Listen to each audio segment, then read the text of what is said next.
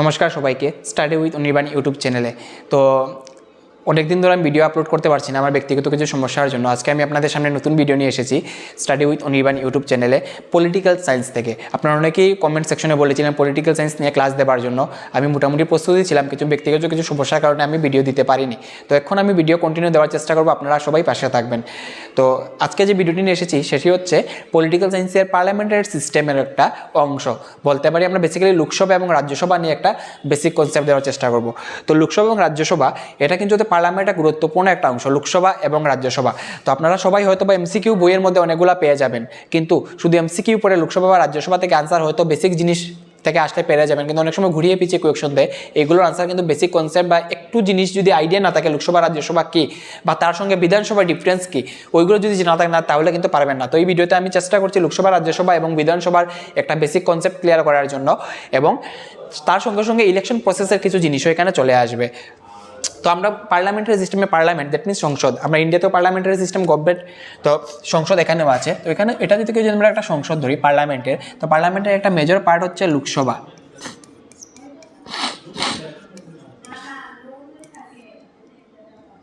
হচ্ছে রাজ্যসভা।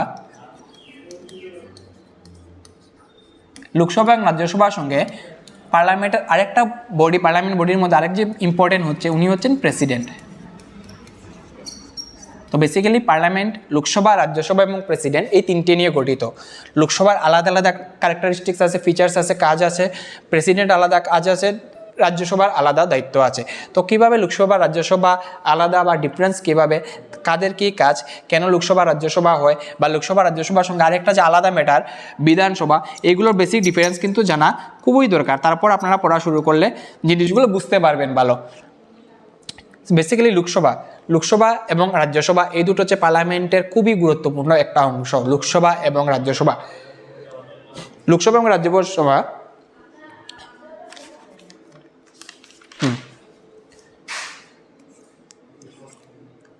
লোকসভাকে আরেকটা নামে কি বলা হয়, লোহার হাউস অফ দ্য পার্লামেন্ট। এছাড়াও লোকসভাকে আরেকটা নাম দেওয়া হয় হাউস অফ দ্য পিপল।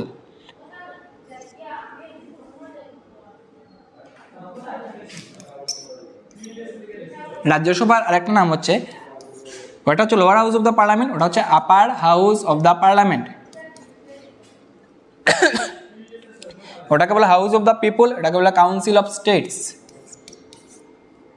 এগুলো আপনারা বইয়ে পেয়ে যাবেন। তো এগুলো যে কোনো বই, পলিটিক্যাল সায়েন্সের বই, যে বইয়ে লোকসভা রাজ্যসভা নিয়ে পড়বেন এই জিনিসগুলো আপনারা পেয়ে যাবেন, এগুলো এখানে ফলো করতে পারেন। তো ক্রাইটেরিয়া কিছু আছে, লোকসভার কত বছর হতে হবে, রাজ্যসভায় কত বছর হতে হবে। লোকসভা যদি কেউ ক্যান্ডিডেট হতে চায় 25 ইয়ার্স হতে হবে, রাজ্যসভা 30 ইয়ার্স হতে হবে।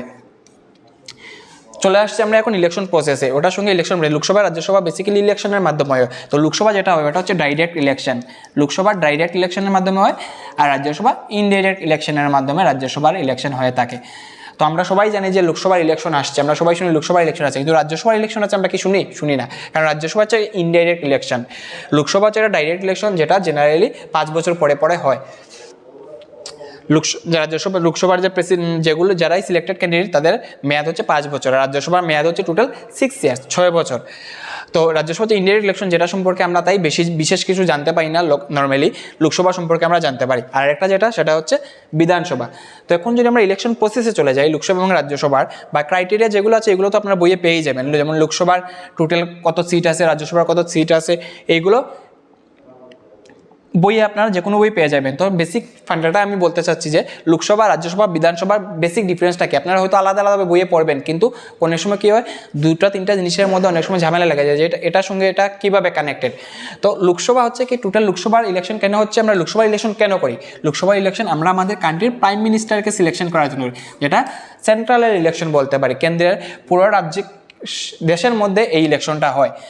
প্রাইম মিনিস্টারকে সিলেক্ট করার জন্য আমরা লোকসভার ইলেকশন করি। তো লোকসভার ইলেকশন কীভাবে করা হয়, যেহেতু ওটা আমাদের প্রাইম মিনিস্টারকে সিলেক্ট করার জন্য করি, প্রধানমন্ত্রীকে সিলেক্ট করার জন্য করি, তো পুরোটা কান্ট্রিতেই, পুরো ইন্ডিয়াতেই আমাদের লোকসভার ইলেকশন হয় 5 বছর অন্তর অন্তর। তো কীভাবে করা হয়, পুরো কান্ট্রিটিকে, এটা যদি আমাদের কান্ট্রি হয়, পুরো কান্ট্রিটিকে এভাবে সব কিছু আপনারা থিওরিতে পেয়ে যাবেন, কিন্তু থিওরির সঙ্গে আমি একটু প্র্যাকটিক্যাল জিনিসটাকে, কী জিনিসটা কী, যেমন অনেক আপনারা পড়ে যাবেন বইয়ে যে 543 লোকসভাতে বর্তমানে সিট আছে, কিন্তু 543 আসলে সিট কী, কী জিনিস এগুলো, এটাও আসলে অনেকেই জানে না। তো যারা একেবারেই নতুন বা যারা জানেন না তাদের জন্য স্পেশালি এই ভিডিওটা লোকসভা বেসিক, রাজ্যসভা, বিধানসভা বেসিকটি ক্লিয়ার করার জন্য। তো এইভাবে পুরো কান্ট্রিটিকে কী করা, 543 সিট, যেটাকে বাংলা বলা নির্বাচন ক্ষেত্র, 5টা কনস্টিটিউয়েন্সি, 5টা 543, টোটাল 552 পর্যন্ত হাইয়েস্ট আপনারা বইয়ে পেয়ে যাবেন। 552 মানে 552 টোটাল সিট হতে পারে, যার মধ্যে বর্তমানে আছে 543 সিট লোকসভাতে। 543 সিট আছে। 552-র মধ্যে কি হয়, 530 স্টেট থেকে, 520 এই কেন্দ্রশাসিত অঞ্চল থেকে, আর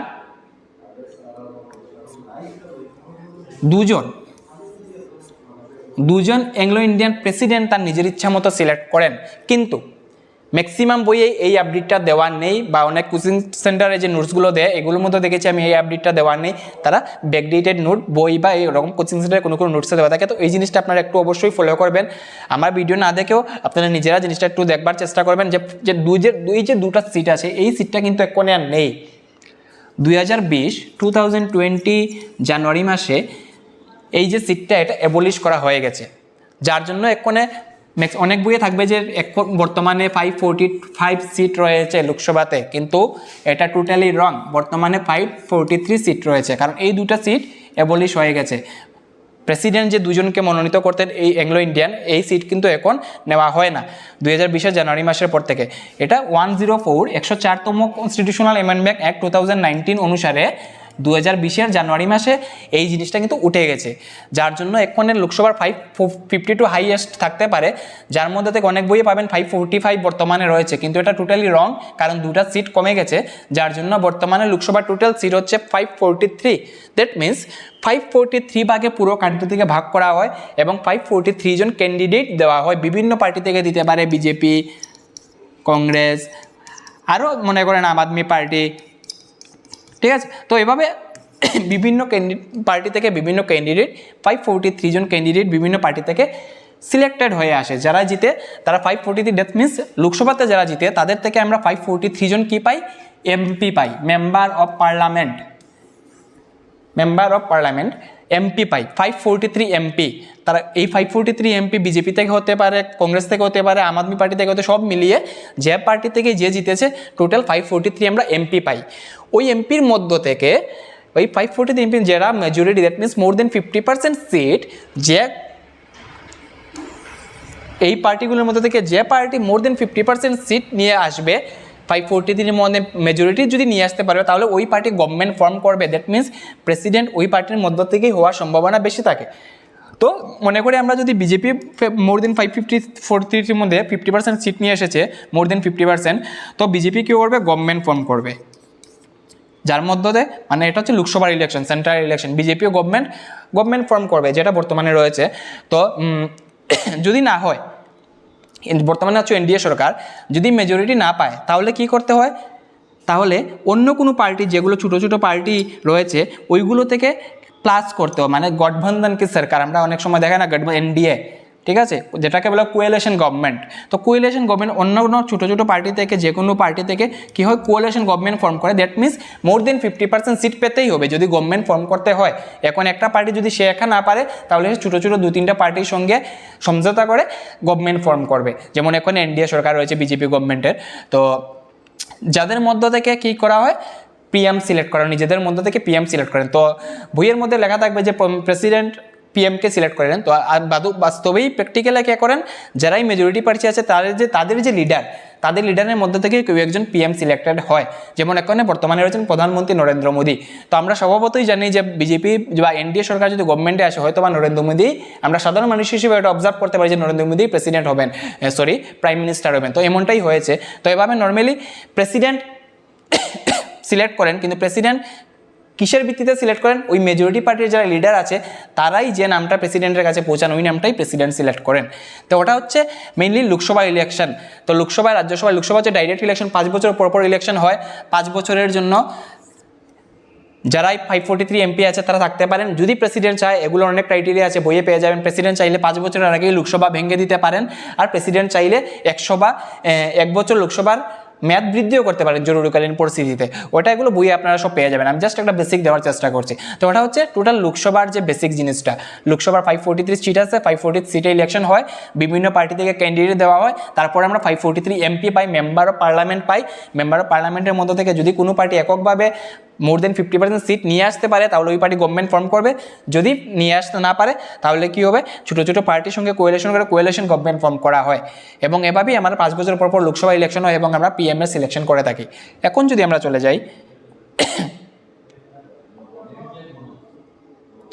এখন যদি আমরা রাজ্যসভা হচ্ছে কি একটা ইনডাইরেক্ট ইলেকশন।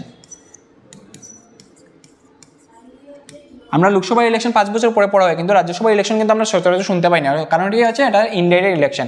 এটা বিভিন্ন রাজ্যের এমএলএরা একটা সিস্টেমের মাধ্যমে, একটা যারা গোপন হস্তান্তরযোগ্য ভোটের মাধ্যমে এটা হয়, এটা বইয়ে আপনারা পেয়ে যাবেন, ওটা নিয়ম কানুন অনেকগুলো রয়েছে। তো এগুলা নর্মালি আমরা যারা পাবলিক 18 অ্যাডাল্টস যারা আছি, মোর দেন ইউনিভার্সাল অ্যাডাল্ট ফ্র্যাঞ্চাইজি, যে যার মাধ্যমে 18 বছরের উপরে যারা আছে তারাই ভোট দিতে পারবে। তো এটা কিন্তু আমরা ভোট দেই না, সাধারণ জনগণ যারা আছে এই ভোটটা দেই না, রাজ্যসভার ভোটটা দেই না, ওটা কিছু নির্বাচিত এমএলএর মাধ্যমে একটা বিশেষ পদ্ধতিতে এই ভোটটা নেওয়া রাজ্যসভার ভোট। তো রাজ্যসভা 30 ইয়ার্স হতে হবে প্রত্যেক ক্যান্ডিডেট যারাই রাজ্যসভা থেকে নির্বাচিত হবেন, তারা 6 বছরের জন্য নির্বাচিত হয়। কিন্তু লোকসভা যেরকম 5 বছরের মধ্যে ভেঙে দেওয়া যায়, রাজ্যসভা কিন্তু কখনো ভেঙে দেওয়া যায় না, বা 5 বছর পর লোকসভা কমপ্লিটলি জিরো হয়ে যায়, নতুন করে আবার 543 জন এমপি আসেন, নতুনভাবে সব কিছু করা হয়। কিন্তু লোকসভার ব্যাপারটা কিন্তু একটু আলাদা, কারণ লোকসভা 6 বছরের জন্য নির্বাচিত হয়, কিন্তু লোকসভার যারাই মেম্বার আছে তারা কিন্তু 6 বছর পর সবাই 100% একসঙ্গে নীল হয়ে যান না, ব্ল্যাঙ্ক হন না, একসঙ্গে তারা কি হয় না, ব্ল্যাঙ্ক হয় না। কারণ প্রত্যেক 2 বছর রাজ্যসভার কানেকশনটা এমনভাবে করা হচ্ছে সিস্টেমটা, যে প্রত্যেক আফটার 2 ইয়ার্স, এভরি 2 ইয়ার্স 1/3 3 ভাগের 1 অংশ কি হয়, তাদের টার্ম শেষ হয়ে যায়, 6 ইয়ার্স কমপ্লিট হয়ে যায়, তো তারা বেরিয়ে পড়ে। তো 2 ভাগ সদস্য অটোমেটিক্যালি রাজ্যসভার মধ্যে থেকে যায়। ওই 1 ভাগ সদস্যকে আবার ফিল আপ করা হয় সেই পদ্ধতিতে, বিশেষ পদ্ধতিতে। আবার ঠিক 2 বছর পর আরও আবার 2 ইয়ার্স আবার 1 ভাগ সদস্যের টার্ম কমপ্লিট হয়ে যায়, তো আবার 1 ভাগ নেওয়া। দ্যাট মিনস এটা একটা পার্মানেন্ট বডি। রাজ্যসভা হচ্ছে কি একটা পার্মানেন্ট বডি। লোকসভা যেরকম ভেঙে দেওয়া যায়, রাজ্যসভা ভাঙার কোনো চান্সই নেই, কারণ রাজ্যসভার 100% মেম্বার একসঙ্গে পদত্যাগ বা একসঙ্গে তাদের টার্ম কমপ্লিট হয় না, তারা 3 ভাগের 1 ভাগ সদস্য প্রত্যেক 2 বছর মধ্যে টার্ম কমপ্লিট হয় এবং ওইভাবে ফিল আপ করে নেওয়া হয়। ওটা হচ্ছে টোটাল রাজ্যসভা সম্পর্কে যদি বলতে চাই। তো এটা হচ্ছে রাজ্যসভার বাকি জিনিস আপনার বইয়ে পড়তে পারেন, বইয়ে ইন ডিটেলস থাকবে, আমি শুধু এটা বেসিক বোঝানোর চেষ্টা করছি লোকসভা রাজ্যসভা। এখন যদি আমরা আরেকটা জিনিসে চলে যাই, সেটা হচ্ছে বিধানসভা। তাই বিধানসভা আশা করি মোটামুটি সবাই আমরা অভিজ্ঞতা আছি বিধানসভা সম্পর্কে, আমরা সবাই কিছু না কিছু জানি। বিধানসভা হচ্ছে পার্লামেন্ট থেকে কিন্তু সরে গেছে, পার্লামেন্ট হচ্ছে সেন্ট্রাল লেভেলে, পার্লামেন্ট দিল্লিতে অবস্থিত। তো যার মধ্যে লোকসভা রাজ্যসভার প্রেসিডেন্ট, আমি শুধু লোকসভা রাজ্যসভার একটা বেসিক দেওয়ার চেষ্টা করেছি। প্রেসিডেন্ট তো আপনারা বইয়ে পড়বেনই, কী কী জিনিস আছে, কী কাজ, কত নম্বর ধারাতে ওনার উল্লেখ রয়েছে, সব কিছু বইয়ে পেয়ে যাবেন। শুধু লোকসভা রাজ্যসভা বিধানসভা এই 3টা জিনিস, 3টার কীভাবে ইলেকশন হয়, কেন হয়, এই জিনিসটা আমি একটা বোঝাবার চেষ্টা করছি। বিধানসভা হচ্ছে কি স্টেট অ্যাসেম্বলির সঙ্গে কানেক্টেড। তো বিধানসভা কিছুটা হচ্ছে কি লোকসভার মতো, সেন্ট্রাল লেভেলে যেরকম লোকসভা এবং রাজ্যসভা থাকে, স্টেট লেভেলে কিন্তু এরকম বিধানসভা এবং বিধান পরিষদ বলে আরেকটা জিনিস আছে, যেটা ম্যাক্সিমাম স্টেটই নেই। খুব বড় স্টেট হলে বিধান পরিষদ থাকে, তো ম্যাক্সিমাম স্টেটের মধ্যেই নেই, ম্যাক্সিমাম স্টেটে বিধানসভা আছে। লোকসভা যেরকম পার্লামেন্টে যেরকম লোকসভা আর রাজ্যসভা, যার মধ্যে থেকে লোকসভার পাওয়ার কিন্তু বেশি। এগুলো আপনারা পড়লে, বইয়ে পড়লে, থিওরি বেস যখন পড়বেন বুঝে যাবেন। অনেক কিছু জিনিস আছে যেগুলো লোকসভার কাছেই শুধু অধিকার আছে এই জিনিসগুলো নিয়ে আলোচনা করার, যেমন মানি বিল। এছাড়া যে কোনো কিছু ডিসিশন আলটিমেটলি লোকসভার পাওয়ারটাকেই গ্রাহ্য করা হয়। সেম বিধানসভা বিধান পরিষদের মধ্যে স্টেট লেভেলে যদি আমরা চলে আসি, বিধানসভার পাওয়ার কিন্তু অনেক বেশি, আর ম্যাক্সিমাম স্টেটে বিধানসভাই আছে, বিধান পরিষদ নেই। তো বিধানসভাটা কিছুটাই লোকসভার মতো। বিধানসভারও সেম 5 বছর পর পর ইলেকশন হয়, বিধানসভারও কিছু ক্রাইটেরিয়া আছে, কত বছর হতে হবে সব কিছু আপনার বইয়ে পেয়ে যাবেন। শুধু বিধানসভা ইলেকশনটার প্রসেসটা কি লোকসভার মতো, কিন্তু বিধানসভা যেহেতু একটা স্টেট অ্যাসেম্বলির ইলেকশন, তো বিধানসভার মাধ্যমে আমরা কি সিলেক্ট করি, আমাদের স্টেটের চিফ মিনিস্টারকে সিলেক্ট করি, সিএম চিফ মিনিস্টারকে সিলেক্ট করি। তো সেইভাবে বিধানসভার লোকসভার যেরকম দেশকে বিভিন্ন ভাগে 543 এট প্রেজেন্ট কনস্টিটিউয়েন্সি বা ক্ষেত্রতে ভাগ করা হয়, ঠিক তেমনি স্টেটকেও বিভিন্ন ক্ষেত্রতে ভাগ করা হয়। তো কান্ট্রির ক্ষেত্রে যেহেতু একটা কান্ট্রিতে একবারেই ইলেকশন হয়, তো পুরো কান্ট্রিকে 543-তে ভাগ করা হয়। তো এটা তো যেহেতু স্টেট ইলেকশন, আলাদা আলাদা স্টেটের এরিয়া অনুযায়ী, পপুলেশন অনুযায়ী আলাদা আলাদা কনস্টিটিউয়েন্সি বা সিটের সংখ্যা থাকে, কিন্তু ন্যূনতম 7টা সিট থাকতেই হবে, 7টা কনস্টিটিউয়েন্সি বা নির্বাচন ক্ষেত্র থাকতেই হবে। তো যেমন আমাদের ত্রিপুরা নিয়ে যদি বলি, ত্রিপুরাতে মনে করি এটা যদি ত্রিপুরাতে 60টিই আছে, যেটা অ্যাটলিস্ট লাগবে। 60 কনস্টিটিউয়েন্সি, ঠিক আছে।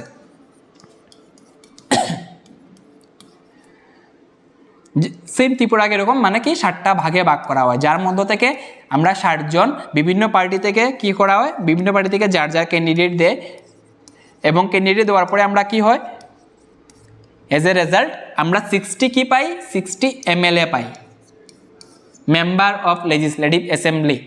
স্টেট লেজিসলেটিভ অ্যাসেম্বলিতে আমরা কি পাই, 60 MLA পাই। ওই 60 MLA হতে পারে বিজেপির, হতে পারে কংগ্রেসের, হতে পারে CPIM, ত্রিপুরা সিনারিতে যদি আমরা দেখতে চাই হতে পারে IPFT, ঠিক আছে।